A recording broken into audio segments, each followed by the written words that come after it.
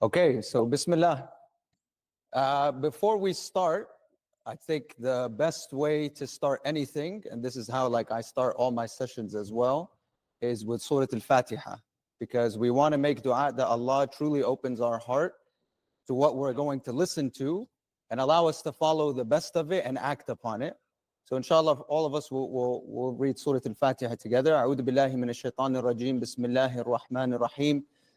الحمد لله رب العالمين الرحمن الرحيم مالك يوم الدين إياك نعبد وإياك نستعين اهدنا الصراط المستقيم صراط الذين أنعمت عليهم غير المغضوب عليهم ولا الضالين Ameen. May Allah subhanahu wa ta'ala give us openings, give us futuhat in the way that He opened His book. And we're really excited, honestly, for this session. A lot has been poured into this, I think, emotionally, spiritually, but also intellectually. And we hope that it really gives you a good starting point, not only for this Ramadan, but inshallah for your life. So an intro, we're just doing intros here. So my name is Uthman, and I started RYSE coaching after I resigned in Ramadan last year from executive role at a startup.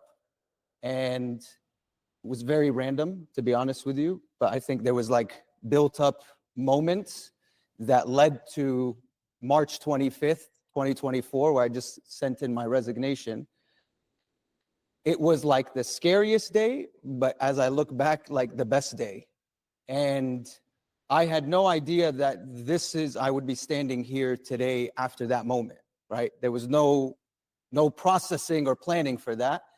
But Allah subhanahu wa ta'ala, I just made dua to Allah subhanahu wa ta'ala that if this is the right move, then guide the next step, right? And make it a step that gets me closer to you.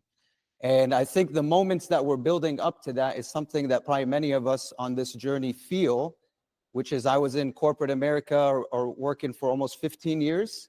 And the goal was always to be at the top so we can show ihsan, right? Muslims are at the top. We are honest with who we are. We're authentic. We are openly Muslim. I always wanted to be that guy in the room that was time for Salah, good, you walk out, right? Everybody knows. Everybody respects it. I think the sad thing is, at a certain point, as the responsibilities started to increase, the pressure started to grow, I started to feel myself drifting further and further away from Allah subhanahu wa ta'ala. Meaning, I still was doing what I would say is probably the minimum to my standards. But what I was lacking was actually the additional love in which I was going about doing these actions. So I would say my khushu', my concentration in my prayer diminished. My ability to wake up early before Fajr started to diminish. The number of days I would do sunnah fast started to diminish. So there was parts of me that I started to see moving further and further away from Allah, but yet my intention was I'm going to Allah. I'm only doing this because of Allah, and it was taking me away from Allah. So it was a conundrum. I was what am I doing? And so I praise Allah subhanahu wa ta'ala and thank Him for giving me at least the courage in that moment to do something that I didn't know what the outcome would be, but I feel was something that saved my life. And I mean my spiritual life. Everything else is secondary to that. And I think that's what Mujahid and I, so just to give you an intro on how we even came together, I was on my own journey. So I went into coaching, which was by accident. I started my own consulting firm called RYSE Consulting. Next thing I know, I started to have Muslim men reaching out to me saying, hey, can you coach me? I'm like, what are you even talking about? And then it was not just 1, 2, 3, 4, 5, 10. It just started to become this thing where Muslim men started to reach out and saying I want to get some life coaching. I just want to understand, how do I get closer to Allah? And I didn't understand it, but the path just became clear. Every single person that I interacted with became clear. So I was already on my own journey of trying to understand human behavior. I was always interested in it. I was always curious in my own emotions and how do we control those? How do we use them as a strength? How do I understand what's happening in my brain? to like get me to be the most productive I can be. And then suddenly I came across these concepts around flow, peak performance, productivity, where are you going to specialize in coaching? And then I gave actually at Purposeful Pathways, I gave a presentation at the last cohort. And then after it, Mujahid came up to me. He's like, hey, like I'm in the path of getting my neuroscience performance certificate. And like, why don't we just work together? Let's just find a way to figure this out together. And through that journey, Ramadan was coming up and both of us were looking, he was looking into flow. I was reading other things around that. And I sent him a voice message where I'm like, Mujahid, I think I figured it out. I think Allah subhanahu wa ta'ala has given us natural flow to create peak performance. And I gave him my summary. And the funny thing is he responded back to me, said, Uthman, before I even listened to your message, I had the same realization. And so we're here today to share that with you. And I hope that inshallah it's beneficial for us first and foremost, and for you. And I introduce Mujahid.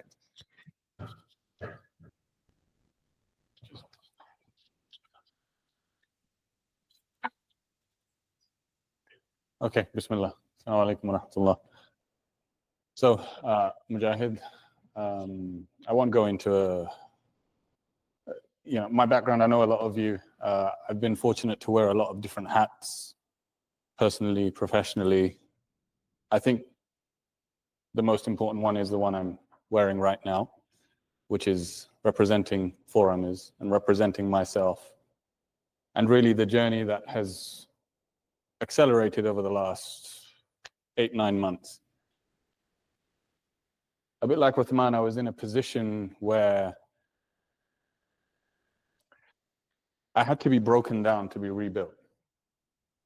And that's sometimes necessary.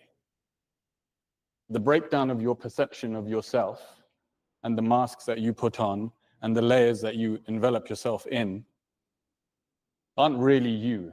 They're all exactly that. They're masks. They're things that you need to strip away to really understand what is your purpose, what are your values, what do you really care about, and why is it that you have this disconnect between what you care about and what's happening in your daily life. I have to credit my sister Hafsa. She's, I worked as a medic, but in her years as a therapist, she's healed a lot more lives than I ever did. And that was purely just by speaking to people. So she actually introduced me to the concept of flow. She didn't know too much about it. Stephen Kotler, who's kind of the guy who's propelled it to where it is now, she just thinks he has ADHD and, is just funneling that into the system of unlocking your potential. It's not quite that simple. But I have to credit it to her because that then led me down the path. She incepted that idea in my head that there is something out there that will hopefully allow me to unlock that potential that's within you. And studying and doing the performance neuroscience coaching course showed me that this is nothing other than our tradition. This is nothing other than what Allah subhanahu wa ta'ala has given us. So we're going to pick at that a bit throughout the course of today, but that has essentially brought me here. With, like Uthman, I feel this need to propagate this and to help others unlock what is truly within them and to take that next step, to not be just someone else who's meandering through life, but doing it with purpose. So I'll quickly go over the agenda. Just compile. There. Perfect. So we're not going to drain this. Just overall, we're introducing ourselves. I'm going to hand it over to Uthman in a second. He's going to talk about the worshippers, some of the archetypes, the states of worship. We'll then use that to lean into a brief introduction of flow and khushu'. And as you're all here, Ramadan is coming up within a week. How do we tie that to Ramadan? And how can you use this blessed time? And the time when I propelled myself or was forced to was actually during Ayyam al-Hajj last year. That was my most intense period of growth. I wasn't at Hajj, but that blessed time propelled me forward. And Ramadan is exactly that. It is a springboard for everything good in your life. Uthman will then take us through the rider, the elephant, and the path, which some of you, I'm sure, have come across. That's the logic, the emotion, and the environment. We'll do a bit of neurobiology and neurochemistry because everybody loves that stuff. And then we'll circle it back with really how khushu' in the lens of Salah brings it all together. Any questions before we start?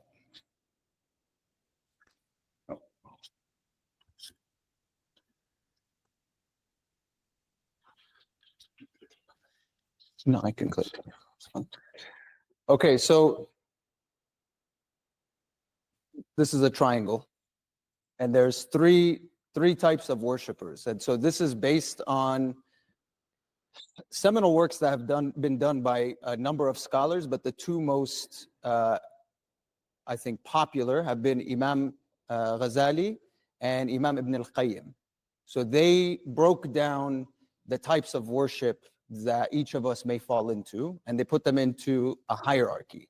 And so I want to walk us through the hierarchy because it sets the, I think, intention that we want out of this program, but also to just get your mind in the right set. So I think if I just click here, okay, good. So they put like the most basic type of worship comes from a servant or commoner type of worship, right? This is the abid, right? Ibadatul abid, as Imam Ghazali calls it, or ibadatul amma, right? The commoner's worship. And there's actually a level below this, but we're not going to talk about that because I want to assume that all of us are actually at the base level here. The one below this is they worship Allah like cattle. They don't know what they're just heedless. They're just grazing, or it's like the worship of a donkey. You put on it weight, all it does is yalhath. It just, yahmilu asfara. It just takes information, but it doesn't act on it. It doesn't do anything with it. So alhamdulillah, we won't assume any of us are that, and we'll hope that at least we're starting at this paradigm. So this paradigm is the most common, and it's built on fear. It's built on fear. You worship Allah because you're afraid of His punishment. You worship Allah because you don't want to mess up and be punished for that. You worship Allah because you're in just, think about the difference between, and lillahi al-mathal al-a'la, right? Allah has the highest degree examples, but your mother and father, right? You do things for your mother, not out of fear, but out of love. You do things for your father many times, because if you don't do it, there's a consequence that's associated with it. So this type of worship is the worship of the slave. If he doesn't do what the master says, he gets whipped, right? That's the concept. And many people are in this bucket. And that's fine. The next, though, category is the merchant or the elite, right? And so this is what the Imam Ghazali calls the tajir, ibadatul tajir, and Imam Ibn al-Qayyim calls it the khawas or the khas. These are the select. And this is very transactional. So you've now elevated yourself outside of fear. You've actually started to look at the incentives.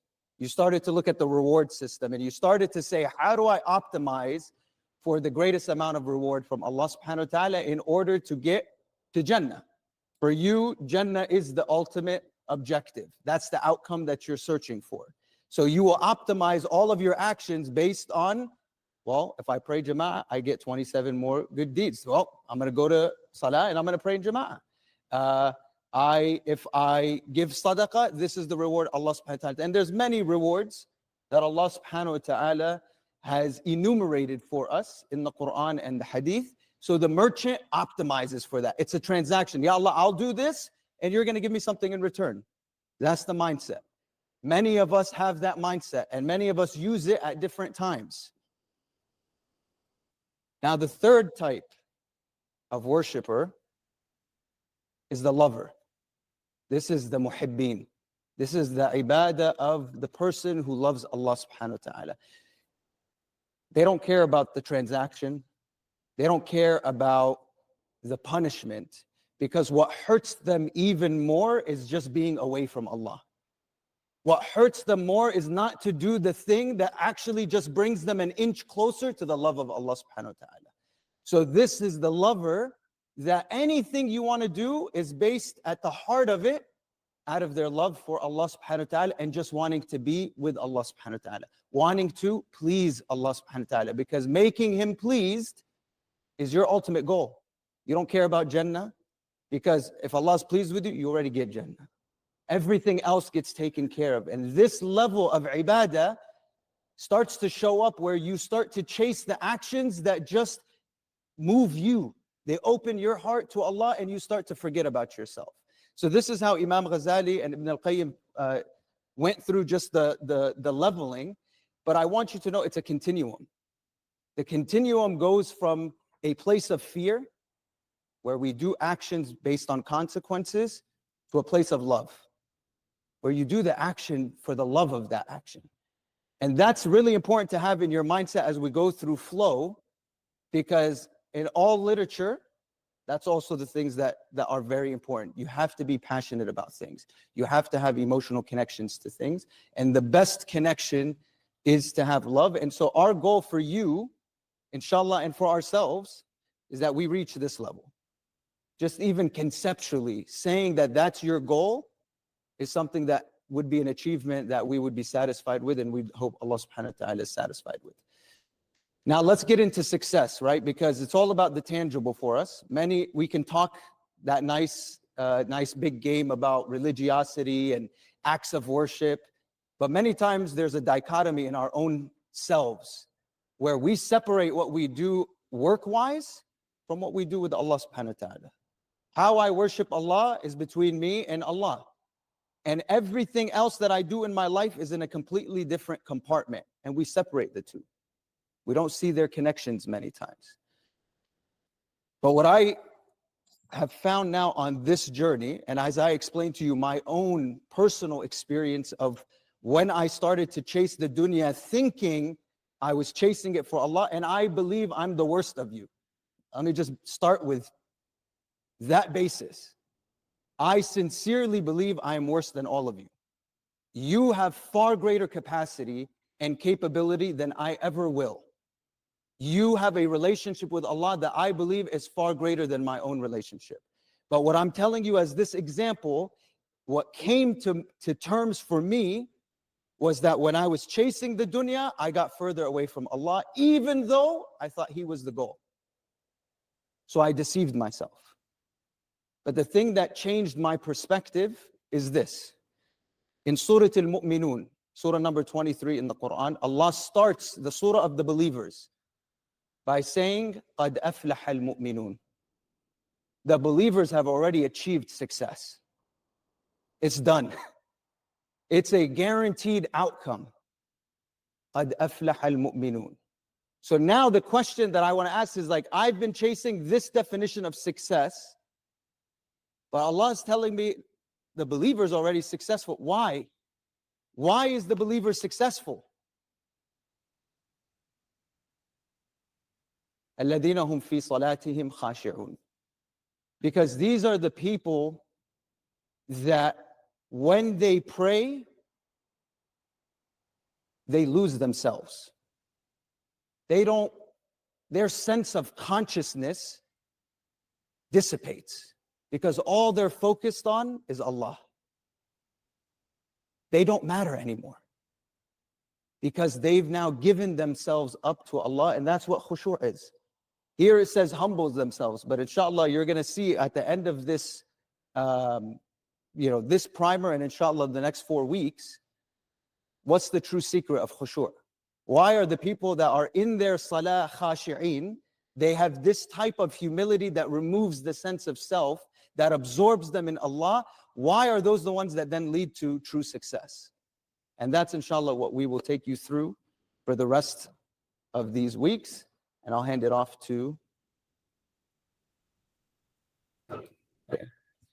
leave it black.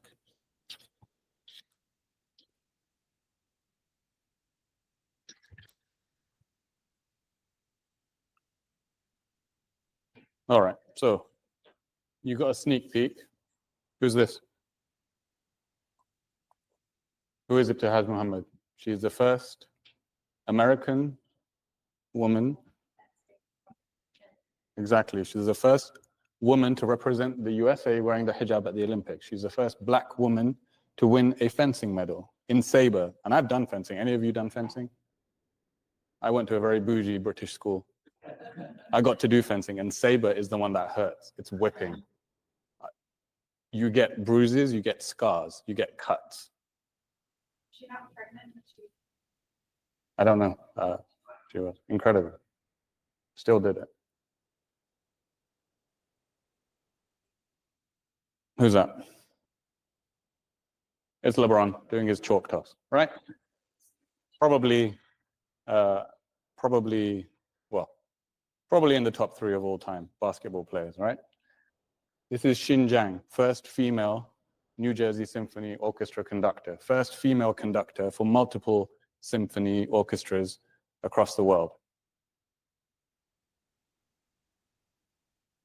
Amina, you know who that is? That's he normally has a much longer moustache.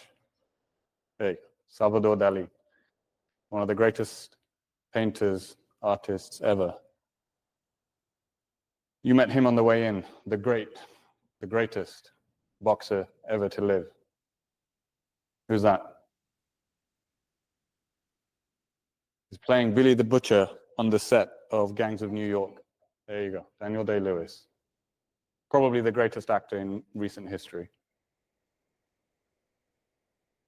Albert Einstein, the father of modern physics, changed how we understand the universe. Michael Jordan needs no introduction. Who's that? Marie, yeah, excellent. Marie Curie. 2 Nobel Prizes, one in physics and one in chemistry, the only person to achieve that feat. Essentially discovered radioactivity, discovered isolated radium and polonium. Polonium named after her native Poland. She's a French naturalized citizen, but she's originally from Poland. May rest in peace, Kobe Bryant. The Mamba method. Who's that? Close. He's one of 4 of the greatest Qurra ever, in my opinion, and I'm open to being convinced otherwise, but don't hold your breath. This is Muhammad Siddiq al-Minshawi, who, in terms of whoever you can listen to, currently, I believe, is the greatest Qari ever, the greatest reciter, at least in modern history. He's also known as Sawt al-Baki, the voice that makes you cry, because he really does, if you haven't heard him. Now, these faces, what's in common with them? We didn't pick just any old random faces of these people. What do you see?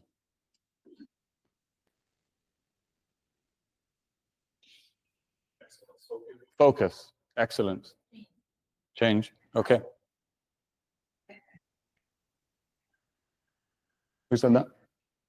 Who said they're in flow? Good job, babe. They are. This is the state of khushu'. Look at their faces. This is the state where everything else dissipates. Where, as Uthman was talking about, when you are in khushu', you lose your sense of space. Where you begin and end doesn't matter. You lose your sense of time. You lose your sense of effort. Everything is easy. And you have a sense of richness. That's what flow is, and that is exactly what khushu' is. Because when I read these books about flow and they describe these 4 things, STER, selflessness, timelessness, effortlessness, and richness, this is nothing other than khushu'. The first phase of flow, or the first phase to break through, is struggle. Do you think any of these people achieved greatness without bursting through that? What did Muhammad Ali say about training? He hated every second of it. But he knew that beyond that training, that release, when he got into that flow, lay greatness.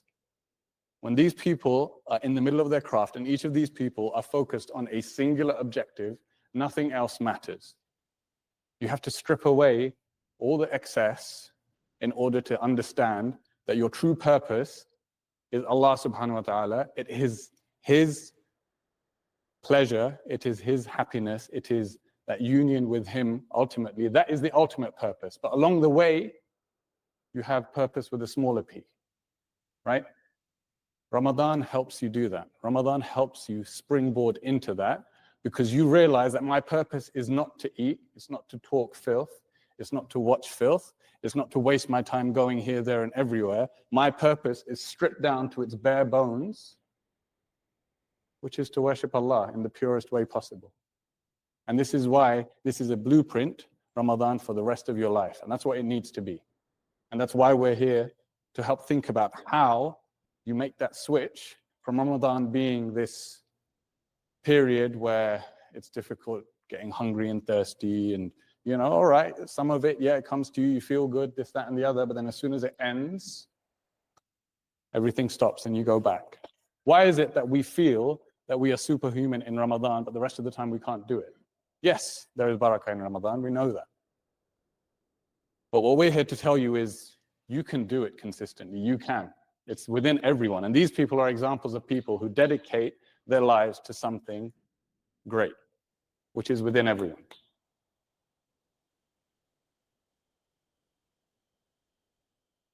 With whoever's around you, we'll take a couple of minutes, just discuss, as Ramadan approaches, what kind of feelings are coming up. So grab a partner, we'll take a minute, and then I'll call on a few people, or you just volunteer your answers and we'll have a chat. If you can think back in the last few years, what was the best Ramadan experience you had?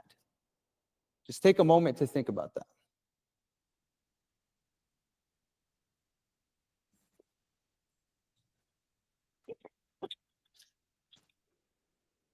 Your best Ramadan experience, like the moment that question was asked, that was the year that popped into your mind. Everybody have that? Okay. Give me a description on why that was the best. Okay. That's why I remember it distinctly, because it truly was the only Ramadan that I could remember where I was able to feel the spirituality, to do my prayers the way I wanted to have time, for Quran, and still do the meals, lightly, because there was no pressure of going anywhere, of, serving outside people coming in. So it was just, me and my family, and a lot of focus. There was nothing else going on. So I really did feel the spirituality then, and was able to focus on that. And since that time, then every Ramadan, I yearn for the COVID Ramadan because of that. But then, to your point, it's not the realistic one, right? Because it's not the one that we go through every year, where we do have the challenges. So definitely the balance is still very difficult to achieve, especially with the khushu aspect.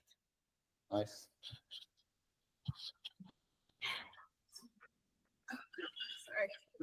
Thank you. So mine would have to be, I have this thought recently that I think that the juiciest ibadah you can get is when you're feeling a sense of brokenness.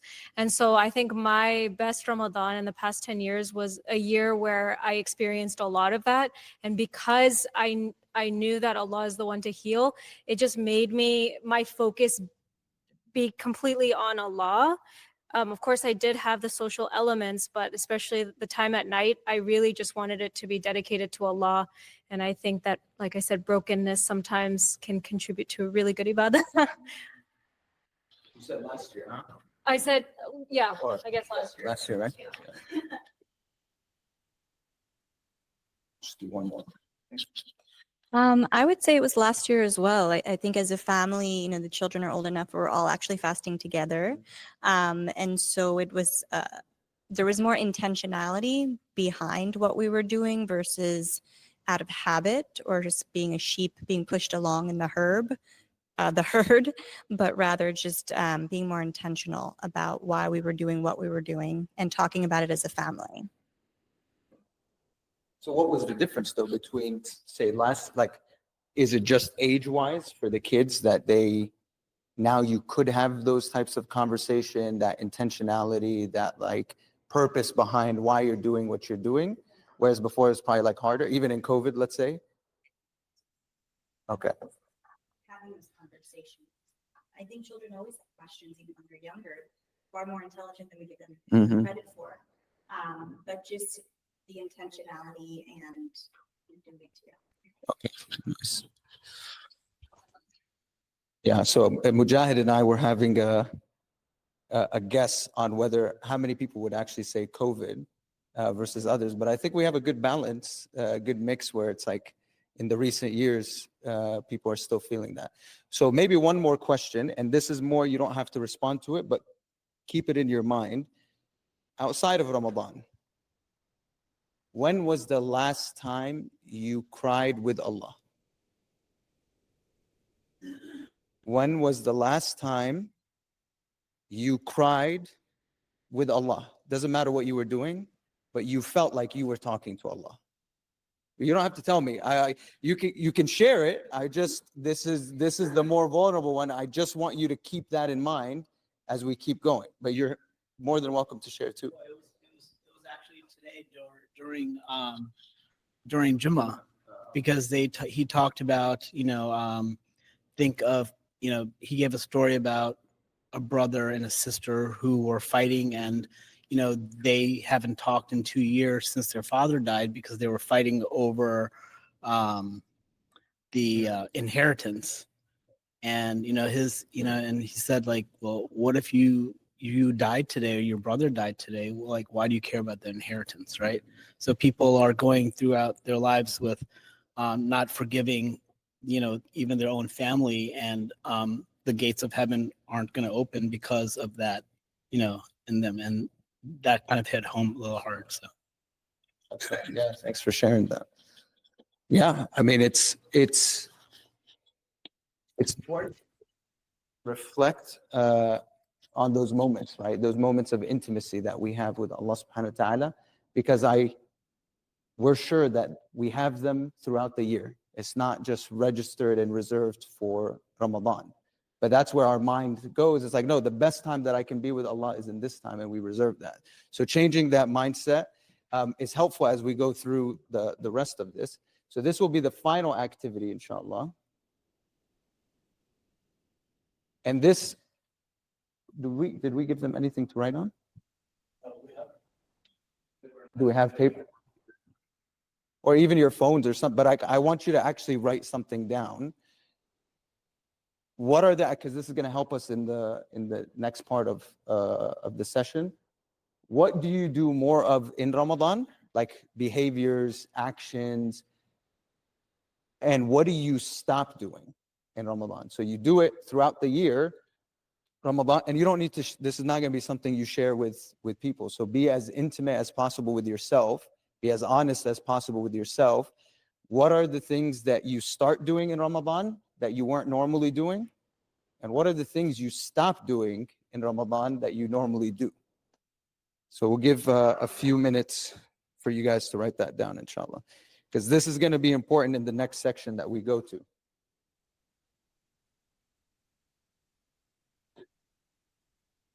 You guys should have told me. Now I know you're not paying attention on virtual. Caught you. So this is an image of a rider and an elephant and a path, and it's predicated on a book called Switch, which I give credit to RYSE for recommending it to me in passing. But the book is all about how do we make meaningful changes in our life, and actually what are the things that hold us back from that. And in their process of going through numerous examples of organizational change, personal change, societal change, governmental change, they talk about this as the major analogy, which is the rider, the elephant, and the path, and that all three of those components have to be present and aligned in order for any type of change to be sustained, right? So what are those? So the rider is the rational mind. Okay, this is the part of you that when you want to make a decision and you tell yourself like, I want to change. So think about now these actions that you started in Ramadan. And Sumaya kind of said this as well. What's going to stick? There are a lot of these actions that you start doing in Ramadan and then they stop. Maybe they stop on Eid. Maybe they stop after Eid. Maybe you hold on for a few weeks after that. But basically, by the end of Shawwal, most of the actions that we started, the behaviors, the new routines that we built, they go away. So the question starts to become, why are they leaving? Why am I not able to stick with them? Well, the rider is going to sit there and tell you, I need more information. Like reading Quran, what does that do for you? What is that going to meaningfully and rationally change in your life the more that you read Quran if it's taking you away from doing all these other activities? It made sense in Ramadan because you're trying to earn something. You're trying to, this is the month of the Quran. You've been conditioned your entire life to say, yeah, we got to read Quran in Ramadan. Like, if I'm not going to read it in Ramadan, when would I ever read it? So rationally, that's how you think. But this part of yourself also needs direction. That's why Ramadan is so easy, because the whole path, everything is facilitated to tell you, you should be reading more Quran, you should be praying more, you should be worshiping Allah subhanahu wa ta'ala more, you should feel emotionally connected. Everything is about shoulds. This is how you should do things and should feel about things. That's how we've been conditioned our entire life. So it's become very clear, it's very directed for the rider that this is what I have to do in Ramadan. The challenge becomes, it's very logical. The motivation to do these actions is very logical. If I fast, then Allah subhanahu wa ta'ala forgives me. If I pray in Ramadan, I get X number multiplier reward. If I catch Laylatul Qadr, this is the biggest one, I get an entire lifetime of worship. Basically, I get a free life. That's why you see so many people, 27th night, they're in the masjid. They're crying, they're in desperation. You're like, where were you? All these things. But it doesn't matter, because for them, rationally, this is what Allah told them. If they catch this night, everything else is forgiven. You've earned the ultimate reward. And so it's easy for the rider to be there. It's easy for him to sacrifice everything else to get there. But now it's not just the rider. There's another part of you. And that's the elephant. That's the bigger part, because the rider can only do so much. The elephant is the emotional part of us.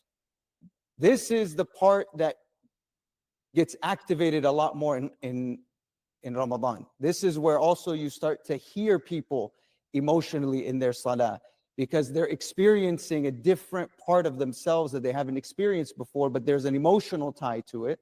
Because we just asked you, what's the best Ramadan? What are the feelings that come up? You all describe different types of feelings. That's emotional, right? There are memories that are tied to the reasons you do certain things, right? The types of foods that when you smell them in Ramadan, something moves you, right? There's also like an emotional connection to being able to fast, right? Because Allah subhanahu wa ta'ala is telling you the reward for fasting is immeasurable. It's one of the only things that don't have an enumeration. As-sawmu li wa ana ajzi bih. Fasting is for me, and I'm going to dispense of the reward without any regard. There's no enumeration for it. So there's an emotional tie that we feel during Ramadan. The other thing is obligations. You guys were talking about people coming over, you going to other places. There's almost like a pressure that's put. So why are we able to do the things in Ramadan that we can't then maintain after? There's the third component, which is the path. Everything almost stops just to facilitate for each of us our ability to do the best form of ibadah we can do. nobody's eating in the house. So the clarity and the focus is all on Allah subhanahu wa ta'ala. You don't need to think about food. You don't think about caffeine. Now again, that's probably after the struggle of the first few days, right? Or if you've practiced and prepared yourself. You don't need to cook throughout the day. So you're not even worried about that, right? You're just sitting there and saying, well, I don't have anything to do with my time, so I'm just going to turn it to Allah subhanahu wa ta'ala. You know that it's the month of the Quran, so again, the path has been made easy. So these things start to activate because everything is aligned for the month of Ramadan. When we leave Ramadan, we go back to our normal lives where we haven't connected the rider to saying, hey, why do you think you should wake up at 4 a.m. or 5 a.m. and pray tahajjud? Like rationally, why would you do that? Because right now, this is what the rider is going to say. Well, you got to take the kids to school in the morning, and then you're going to be awake from 5 a.m. all the way till 8, 9, 10 p.m. at night. You're not getting enough sleep. All these gurus have told you that sleep is the most important thing in your life. If you don't get 8 hours of quality sleep where you hit every single one of your patterns, you're going to have a horrible day. So your rider rationally is sitting there saying, that's not even an option. I could do it for 30 days in Ramadan because I'm just pushing myself. I've prepared myself for this moment, and I'm already coming to terms that I'm going to be sleep deprived. But outside of Ramadan, what's the rational impetus for you to do that? It's very difficult, right? When we think about the elephant in Ramadan, outside of Ramadan, if we don't understand what it means to be a lover, because lovers, and this, we're all adults here, alhamdulillah, but at night is when you go to be with your lover, right? The description of if we truly love Allah subhanahu wa ta'ala, we would choose to be with Him at night. And that is a core description of the muhibbin. There is no story, there is no experience of true love that gets manifested outside of the intimacy of the night.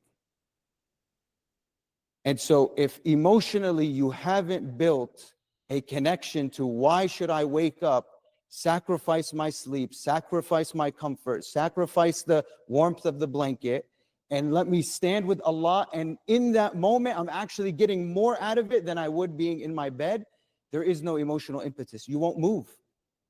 In Ramadan, it's easy because you're told, hey, go do Taraweeh. The environment has been facilitated. The families understand it. You've already given your job an alternative schedule to say, hey, I'm going to be awake from this point to this point. You've set yourself up for that. But outside of Ramadan, we go back to normal lives. We don't optimize for that piece of it. So we're trying to get us to rethink that, to say, if we want to be lovers, and we also see that if the lover is the one who can truly experience khushu', they can truly experience a type of focus that is unmatched in any other time of the year. How do we optimize for that moment? Because it creates all of these other alternative paths for us. So this is whenever you're thinking about what are the actions that you now want to go through and maintain, right? The things you wrote down. Here's what I start doing, and here's what I stop doing. I can tell you there's a lot of people that there's addictions that they have for some reason.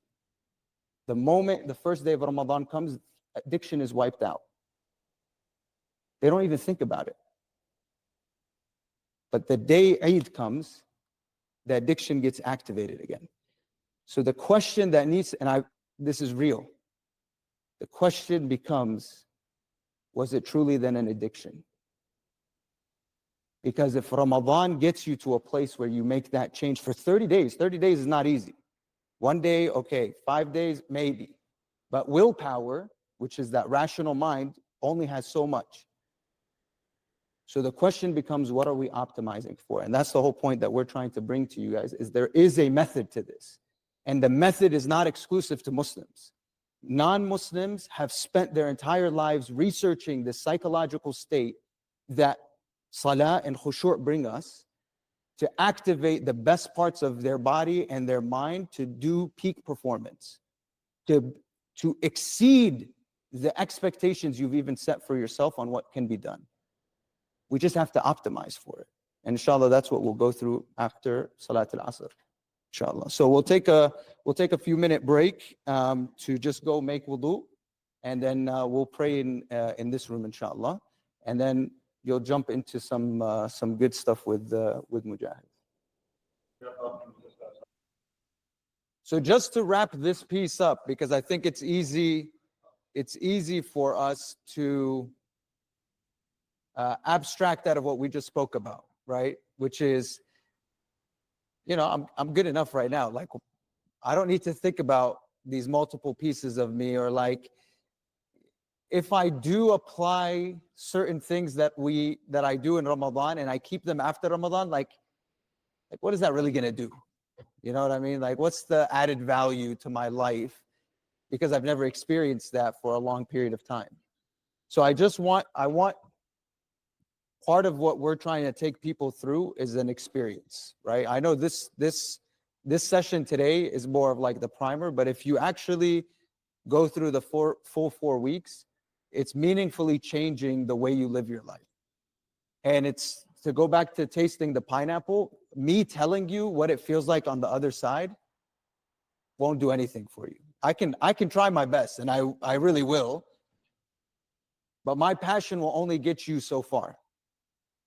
You have to make decisions for yourself on whether whether your relationship right now with Allah and how then it manifests in the world around you is actually what you are looking for. Do you feel like you are enough?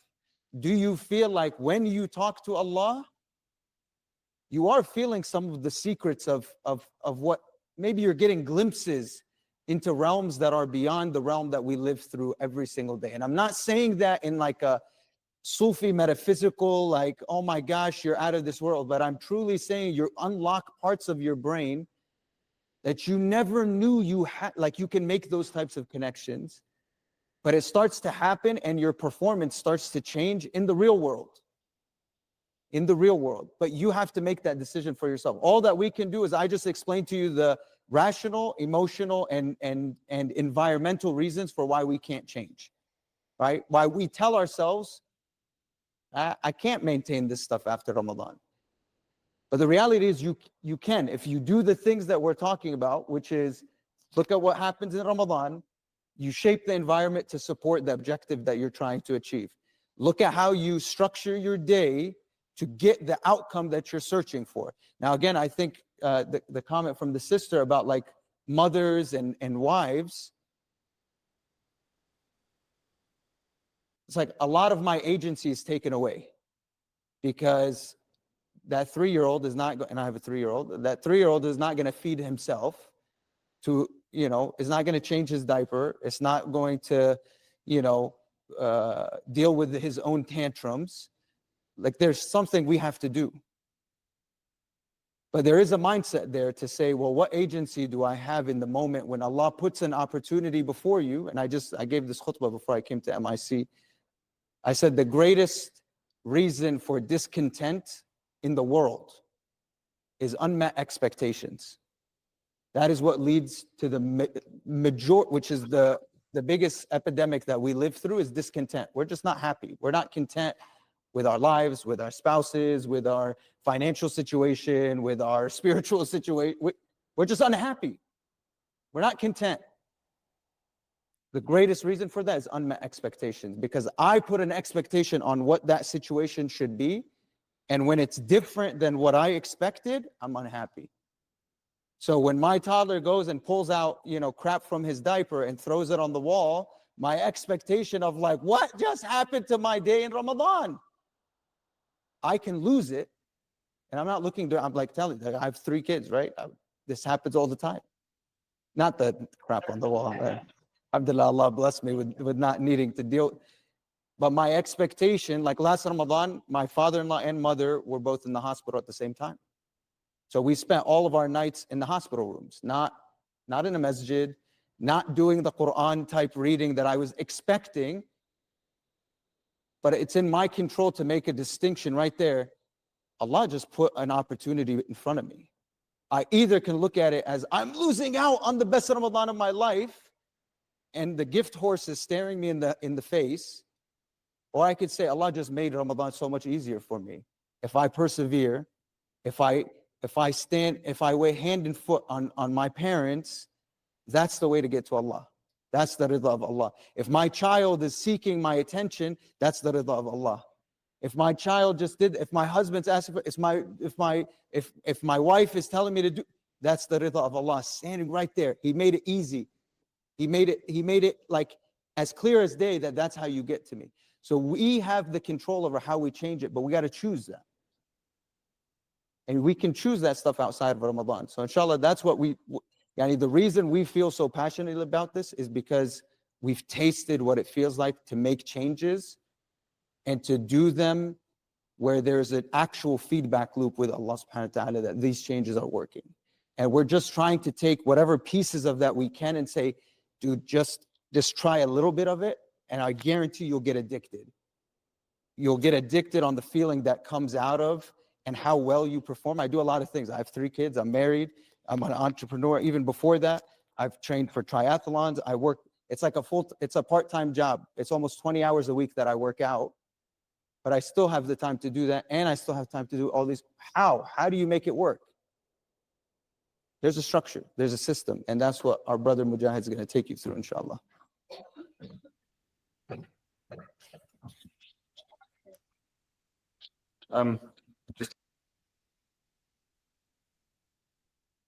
Okay, I think we're good now. All right, so first person to call it out gets a prize.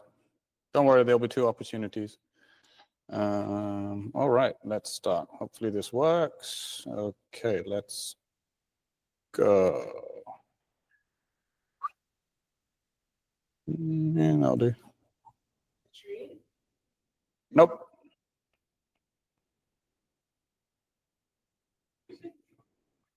Right.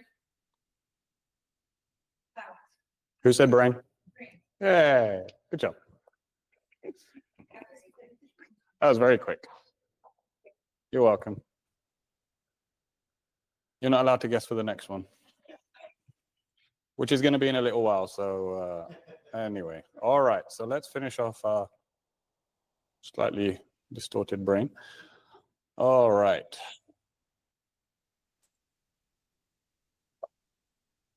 All right.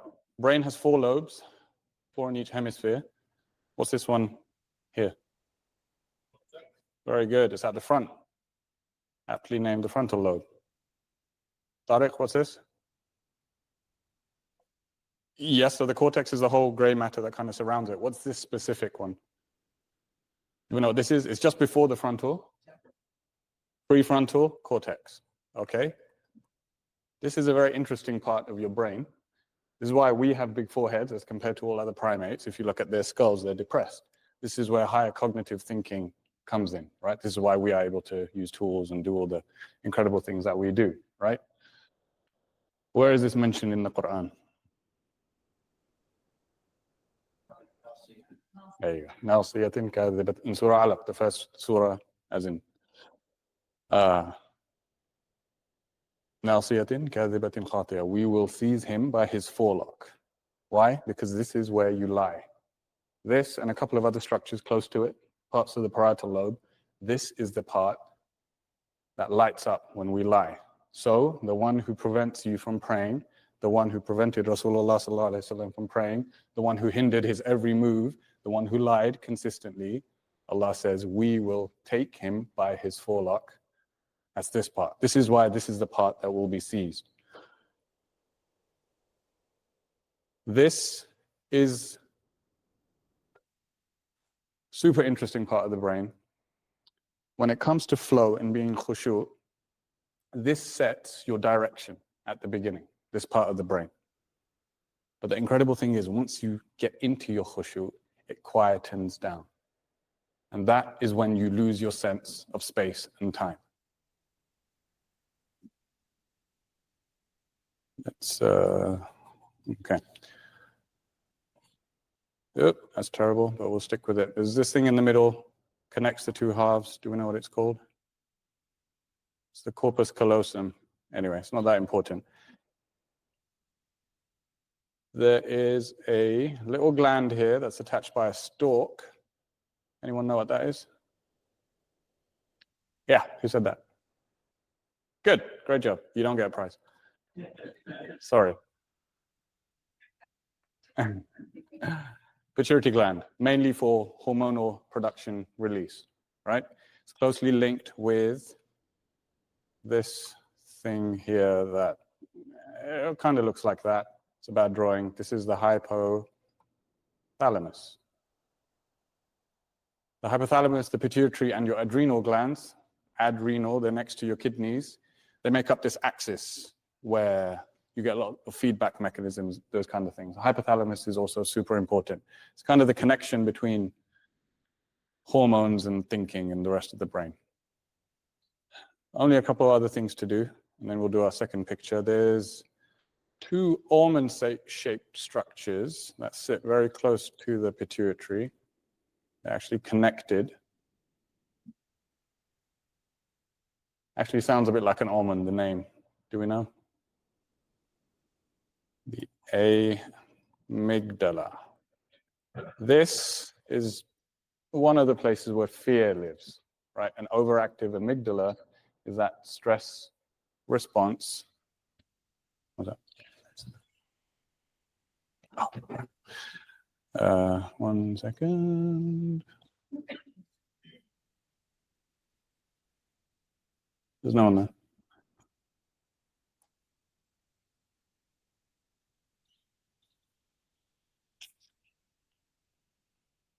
So that's the amygdala. They're all kind of connected somehow over here. And then there's this big old other thing called the hippocampus here,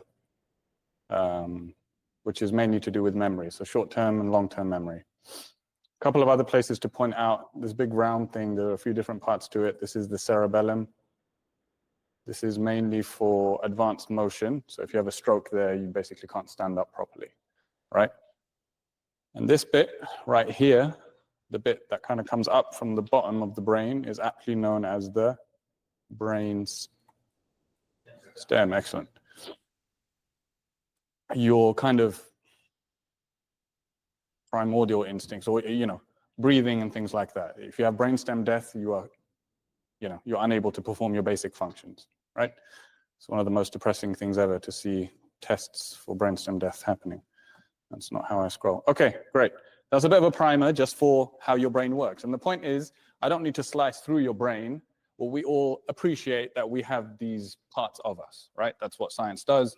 You get to a conclusion, you can translate it to other things. So we all reasonably agree, because generally you can't argue with the science as much as people like to. All right, next Pictionary opportunity. Call it out when you see it.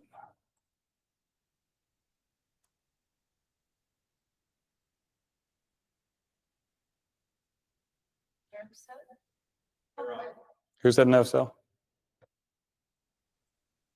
How's your catching? All right, who are you going to delegate it to? Who doesn't have a cup? Oh, do you have one of these? Hey. All right, so we'll quickly finish our pretty little drawing.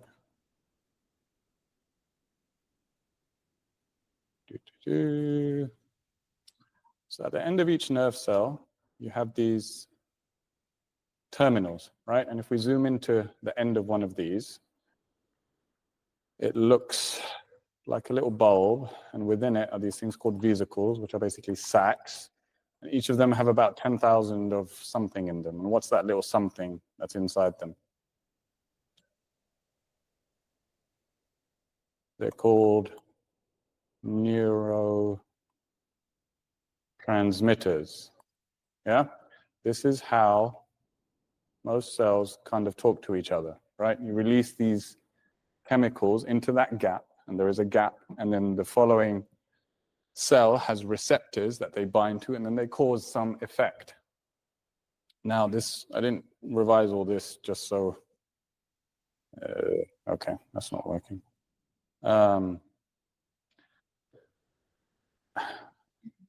there's an ayah in the Quran that says, سَنُرِيهِمْ آيَاتِنَا فِي الْآفَاقِ وَفِي أَنفُسِهِمْ حَتَّى يَتَبَيَّنَ لَهُمْ أَنَّهُ الْحَقُّ. We will show them the signs in the horizons and in themselves until it becomes clear to them what? أَنَّهُ الْحَقُّ, that he is al-haq, or that this is the truth, that there is nothing but al-haq. Is it not enough for you that your Lord is able upon everything? أَلَا إِنَّهُمْ فِي مِرْيَةٍ مِّن لِقَاءِ رَبِّهِمْ. No, but they are unaware of their meeting with their Lord. Their Lord encompasses everything. How many neurons or nerve cells do we have? Rough guess, give me a number. Not quite trillions. Nerve cells. We have about, in the order of about 1 to 2 trillion cells in the body. How many nerve cells? Louder, I can't hear you. So it's in the order of about 100 billion, right? 1 times 10 to the 8, big number. How many stars in the Milky Way?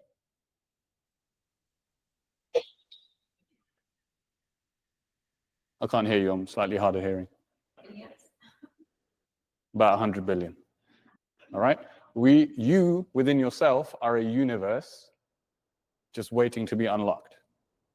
Allah has said that we will show you the signs, and everything around us isn't there just for nothing. It can't be. What's the point of it all? Allah has made this for you to understand, to reflect. It's not just there for us to gaze at as a pretty picture. It's for you to understand that within you, you have analogies and the capacity for something far greater than what you are. And for you to understand this, you need to tap into what is out there, into nature. This whole industrial revolution, everything, we're doing all that. And now what we coming back to full circle? Yeah, get outside and get some sunlight in the morning, right? It's basic stuff. We have come so far from our fitrah, from what is natural to us, that we forget these things. So we're going to go through a bit of the chemicals associated with this, so that we understand that all of this is going through our heads all the time. But you can use it, and you can, through meditation, through prayer, through psychedelics, if that's what you want to do, through chanting, through going to the Burning Man festival and doing all sorts of stuff, or whatever it is. You can even buy something called a God helmet, apparently, which shuts off parts of your brain so you can experience the Almighty, apparently. I'm going to try it one day to see if it actually does. I don't think it will live up to the expectation, but there are these things that you can do. But what Allah is telling you is that there is a way to tap into this infinite resource right in here and in here. When it comes to thinking about flow, there are 6 main neurotransmitters. This is the mnemonic that I use to remember them. Anybody throw out any names, anything that begins with an A, N, O, S, E, or D? Chemicals that live in your brain. I'm sure you've heard of 1 or 2. Let's start with the S. There you go. Serotonin. What is it? Yeah, serotonin is more kind of pleasure. I think melatonin is the sleep one. Someone said oxytocin. Good, oxytocin, that's the social bonding one primarily, right? Those of you who have had children, ladies, as soon as the baby is put up, you get this flood of oxytocin. Oxytocin pairs up with prolactin, and that's how you get milk production, right? Oxytocin is essentially about bonds and social bonds and formation of those feelings of love and dependence on others. The N, actually let's begin with A. N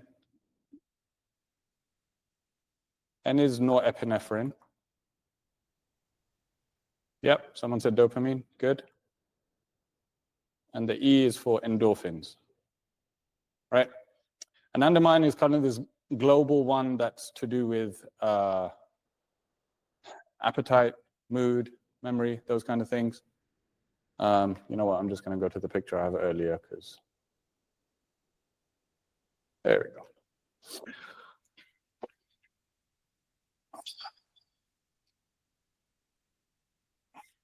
Where are we? Okay. Anandamide, yeah. Pain, mood, appetite, memory. Norepinephrine comes mainly from the brainstem. Arousal, attention, and stress. When you are consistently overstressed, you are overworked, you have too much norepinephrine, you're not able to get anything done because you're consistently, like a jittery, overworked level. Oxytocin, we talked about, comes from the hypothalamus. Serotonin also comes from the brainstem. That's kind of the happy pill. It has psychological and physiological effects. All of these interlink, but I'm just giving you a brief overview. The endorphins come from the pituitary and the hypothalamus, as we talked about. Euphoria and pain relief. When you achieve something great, or the runner's high, those are the endorphins, right? And dopamine. Dopamine is the big one. We've all heard of dopamine, right? It's this reward. What did I just do? Anyway, cognition and reward. And it also has a function in movement. So Parkinsonian disorders come from a lack of dopamine. Okay, let's switch quickly. Okay, there's a lot on here. I'll give you a minute just to look over it.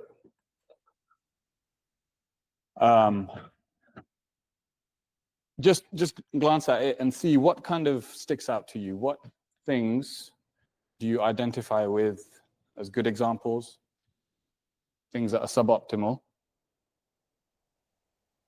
And we'll have a bit of a chat about some of these once the timer goes off. Who identifies with any of these? Anyone want to share any in particular? Say like chronic stress or irritability when we just take on so many things that we feel like we're constantly switching from one task to another, and you're just taking on more pressure maybe. Absolutely. And that point that you've made about the constant switching, that is a drain, because you never feel like you're getting anything really done, right? And so part of the biggest things for me, as I've tried to incorporate khushu into my life, is that when you focus on one thing, you make that your priority, but it's difficult to do in a life that's as chaotic as ours is. So you have to be intentional about your time. You just have to.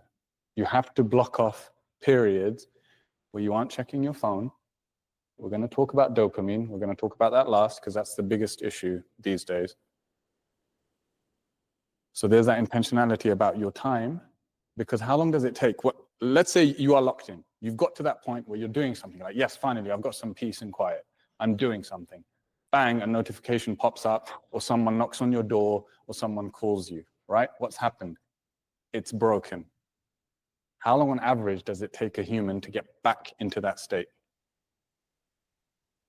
Exactly. 20 minutes. Waste. You built up to that, to being in that flow, and boom, it's gone. And you got to take about 20 minutes to get back into it. Thank you for sharing. What else?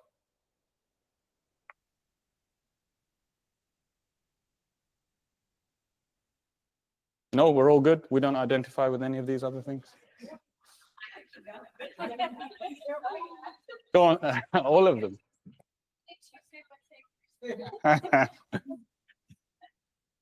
Exactly. Now, the point is, these are chemicals that are constantly fighting for balance in your brain. The issue is there is an imbalance. You can have too much oxytocin when you are clinging to a toxic relationship. You don't realize you're doing it. You give people the benefit of the doubt, and you're over-trusting harmful people, but it's not good for you. But you become so attached, and that's why when you are close to someone, the blind spots aren't there. You don't see them, right? So there's that balance that you have to find when you are in a relationship. The chronic stress piece, overworking. We are not designed to be working 24/7. We're not. You need all the self-help stuff. Get out, experience nature, go for a walk barefoot in the grass, take a swim, cold exposure, all of that. It's there for a reason. We are ultimately mammals in our physical state. We are. There's no running away from that. Lack of purpose. That is the thing. We are driven by purpose every single day. And we alluded to this earlier. Your purpose, your ultimate purpose, we generally all have. We are here for the pleasure of Allah subhanahu wa ta'ala. This is why we are created. We are a creation. There is no creator without a creation. We are that mirror, so to speak.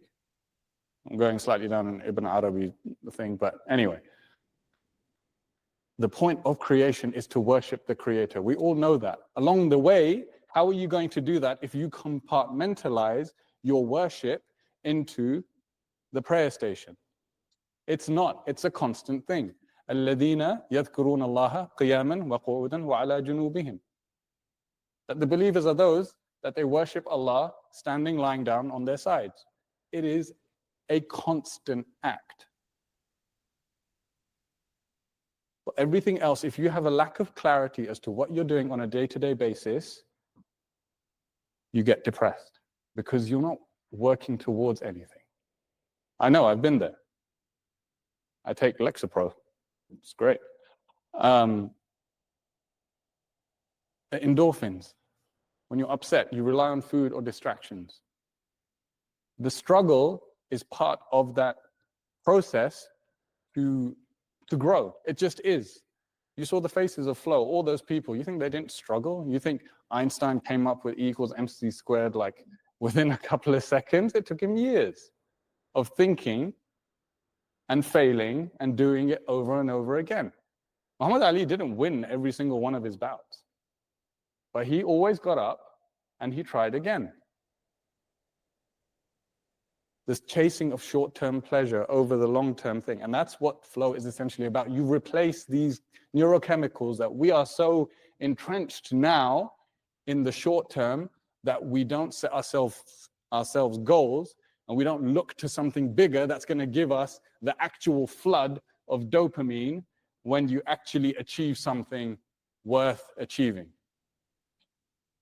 Your phone is the biggest part. The first thing in this performance neuroscience coaching course, the first thing is remove the tentacles of technology in your life.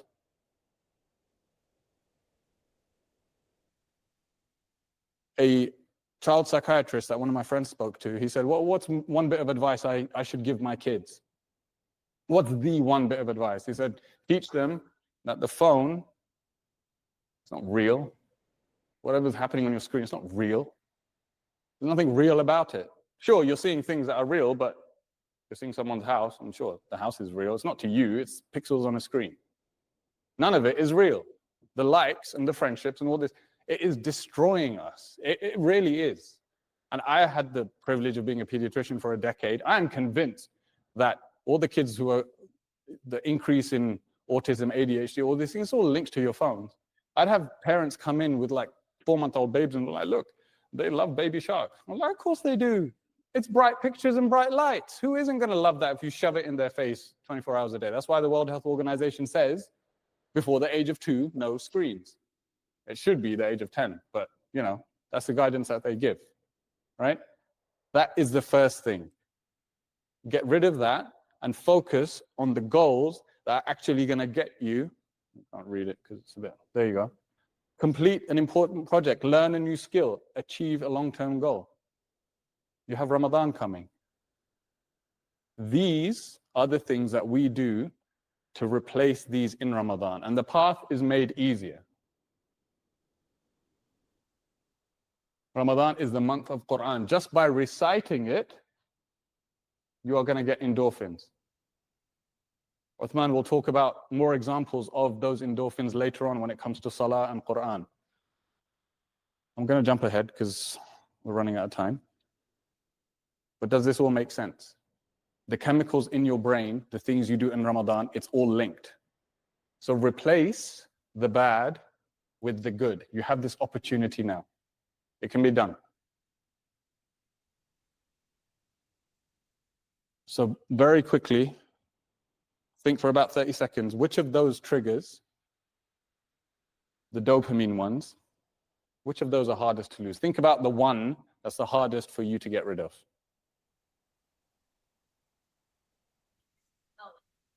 Right. We've become so trained that I think I've got. All I really want to talk about is this phase today, because this is where most people spend their lives. You want to get into flow, you have to struggle. You have to break through this piece. You can't struggle and then say, oh, this is too hard. I'm going to pick up my phone and I'm going to check Instagram. You're back to square one. And this constant cycle of struggle that depletes you of any decent neurochemicals in your brain, because you don't even get to flow. You don't even recover properly. You think recovery is watching TV. It's not. Anything on your screen is not active recovery. It's not. Sleep is. Meditating, going for a walk, cold exposure, whatever it is, that is recovery. Anything that takes place on your phone, just stuck here. This is where we want to get. And believe me, Uthman is a prime example of that. Of, you know, I'm on my path there, but he's, alhamdulillah, well on his way. But it begins with your worship. It begins with salah. It begins with unlocking that khushu in your prayer. You have the opportunity 5 times a day to tap into that, and then you use it as a springboard. It doesn't end when you finish praying. It carries on into the rest of your day. I'm going to hand it over to Uthman to take us. You guys see why he just got into the flow right there. That's what it looks like. That's what it feels like. You know what I mean? When it starts to click, and I say this even like sometimes when you're presenting, for anybody who's presented publicly, there's a moment in time where you start to feel like the things coming out of your mouth were not even yours. It's just, that's what you're feeling right there. But we spoke about addictions. So let's just take some examples of addictions, because I think what Mujahid just went through shows you the reliance that we have. And many of us are addicted to our phones, right? Just immediately when we hear the chink, we got to touch it, right? We got to go to it. But there's other stronger addictions, right? Pornography, alcohol, drugs, sex. Think about all the things then in Ramadan, Allah tells you, boom. Even halal sex? Nope, not during Siyam. Water? No. Food? Who emotionally eats? When I'm feeling down, when I'm feeling sad, where do I go? What's my go-to? A lot of people go and they just eat, because there are chemical reactions that start to happen in your body. Allah is saying all of those things, take them out. And then what does He replace them with? All the things that you just saw from Mujahid. We go to the masjid, what? You're just getting a flood of oxytocin right there. Everybody is there to get the same feeling. Love is in the air, hugging. Everybody's hugging each other. Even if you don't like this person, you're like, man, it's Ramadan. You got to give a guy a hug, you know? But that's the replacement. So when somebody sits there and they tell me, I'm able to stop smoking, I'm able to stop drinking, I'm able to stop watching porn, I'm able to stop, going out at night and doing all kinds of crazy things, I can stop it in Ramadan. It's because what does Allah do? It's because they started doing all these other things that are generating the same reactions in their bodies. They're generating the same reactions in our brains. That's when we connected. We're like, dude, something ajib is happening. If the human being, when Allah is telling us, we go back to this first ayah that we started with, قَدْ أَفْلَحَ الْمُؤْمِنُونَ الَّذِينَ هُمْ فِي صَلَاتِهِمْ خَاشِعُونَ. You will be successful. It's done. But you got to figure out how to have khushu'. Because the moment you identify how to have khushu' just in your salah with Allah, you'll find it other ways. You will start to take all these other things that are man-made, that start to create the same feelings of experiencing Allah, but it's not Allah. لا ملجأ ولا منجا منك إلا إليك. There is no refuge, there is no shelter from Allah except through Allah. So you can't replace that feeling. You can't manufacture it. Just like when we eat apples that we know just are, you go to Portugal, I swear to God, I went to Portugal, last year, 2 years ago, and I ate like a fruit salad. Never in my life have I tasted, like the party that was happening in my taste buds, I'm like, it's as though I've never tasted fruit before, because all we're eating are the manufactured stuff. So imagine how much ibadah we've been losing out on because we've been replacing that feeling, that sensation of true spiritual connection to Allah that then manifests in performance. That's what none of us are saying you can't be the best in the world. I'm actually saying the path for you to be the best is to actually go through Allah. It's the only way to do it. It's the only sustainable way. But we have to then recognize that we're too reliant on these things that we just presented. And so how do we change this? So I want to take you through real examples because we just went through the chemicals. So I want to give you a few hadiths that we've been going back and forth on and I've been reflecting on. And that's when I kind of sent him the message. I'm like, dude, this is what these guys were studying. So flow is the psychological state. There's actual studies on what happens to the brain. Everything he took you through, there's science that backs up what happens. The amygdala quiets down. The amygdala is also the source of your fear. It's the source of our negativity. Our brains are programmed to be negative because that's how they detect threat. Detecting threat is what protects us from dying. So your brain is constantly in survival mode. The moment you're in a state of khushu', the survival mode goes down. It quiets. It stops firing at the level that it fires when you identify a purpose and you find the concentration enough that just dissipates that. So your inner critic disappears. Everything that tells you can't do something disappears. You're not afraid anymore. So you could stand up and go and give this present and you're like, whew. You're not going to listen to that voice in your head that tells you, nope, you can't do it. These people are not listening to you. You can't speak. Look, you have an accent. Come on. That goes away when you're in flow. And it's measured, scientifically measured. So let's take some examples from the Rasul Sallallahu Alaihi Wasallam. So we always hear this, and many times we don't make these connections, but there's the beautiful hadith of Aisha radiallahu anha when she said one night she witnessed the Rasul Sallallahu Alaihi Wasallam standing up for so long that his feet were swelling. They were cracking from how long he was standing. And so she asked him, she's like, Ya Rasulullah, lima tasna' hada? Why are you doing this to yourself? Allah's already forgiven you. Like, why are you standing so long if you're, right? Because now the idea is if you're afraid of Allah, or if you're looking for the transaction from, you're the merchant, you're waiting for the reward, Allah's forgiven you. What?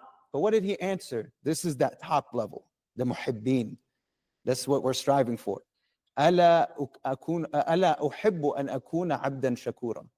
Should I, Ya Aisha, should I not love, because he's forgiven me, because he's chosen me, he's given me the keys to paradise, should I not then love to show him gratitude for that?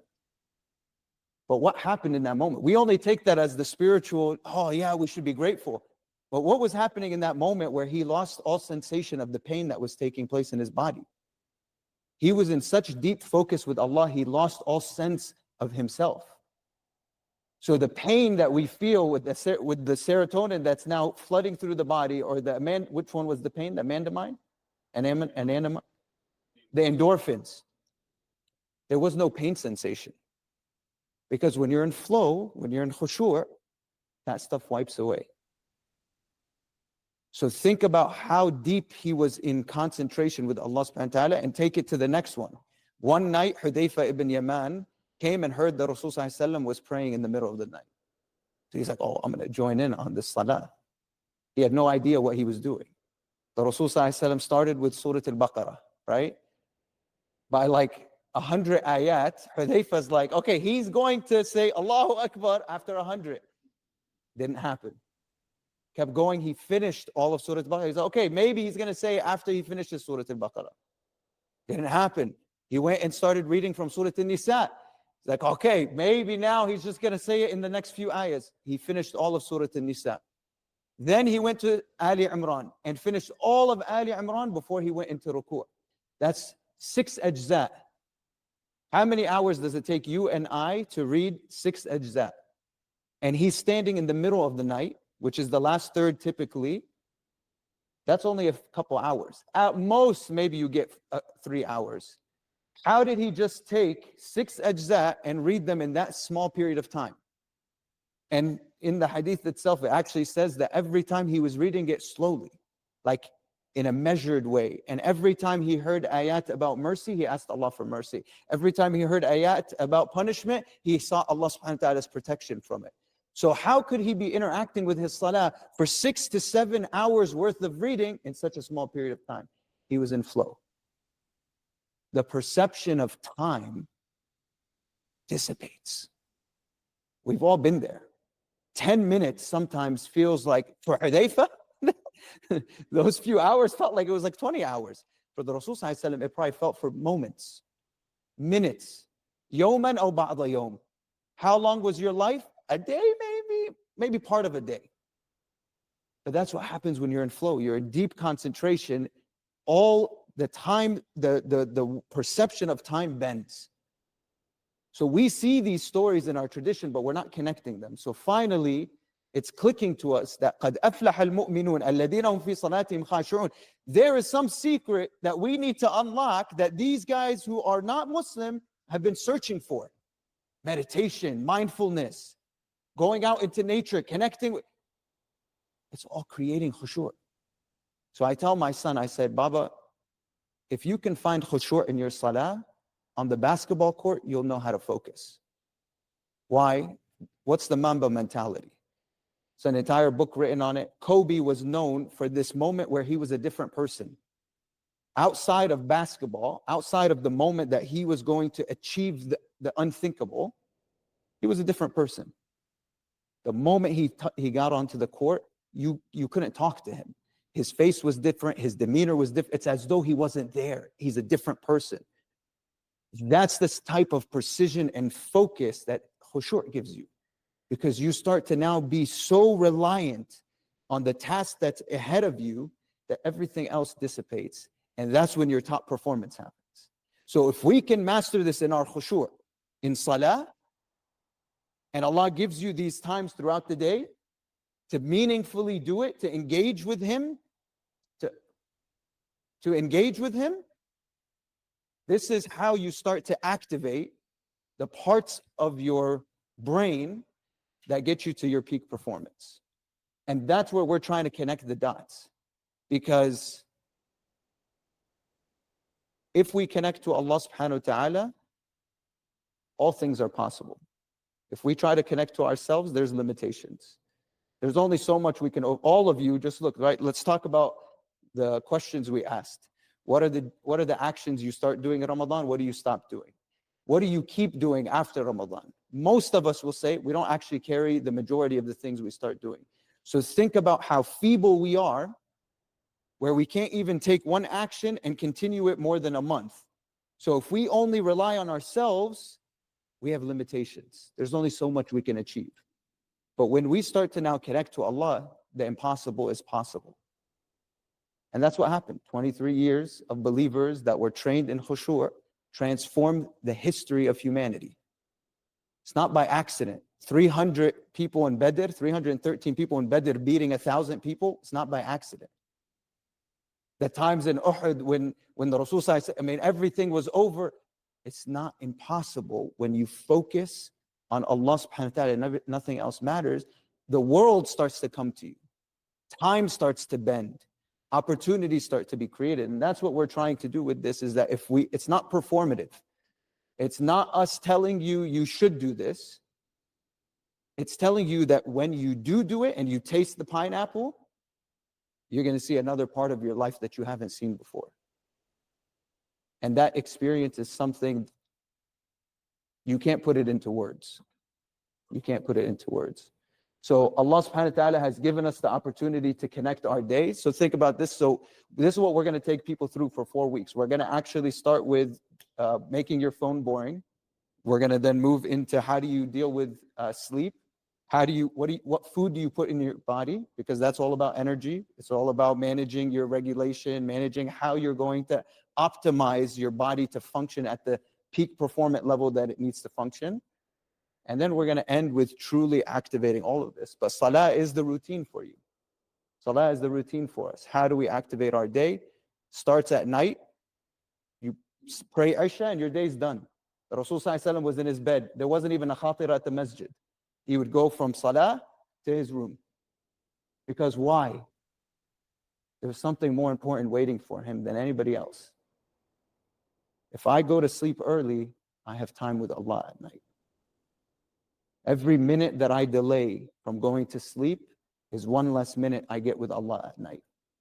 Once you become addicted to that, there's nothing in the world that stops you from, hey, my wife hey, let's hang out. It's 8 o'clock. It's 9 o'clock. It's time to sleep. Because what I'm yearning for is that COVID Ramadan. It's that moment in time when I had a moment with Allah that I can't describe. And that makes you more productive the next day. And so we take it through, right? Dhuhr is your reboot. Get ready for the afternoon. Asr is pushing through the slump, which we all feel. How do you do that? So we'll go through the techniques that we use. And then Maghrib is just winding down the day, inshallah. But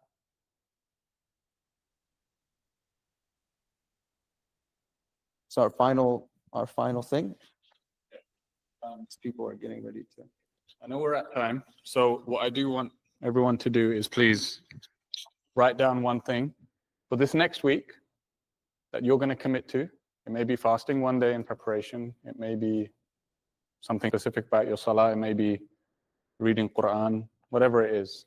Write it down, commit to it as your preparation for Ramadan, so you hit the ground running.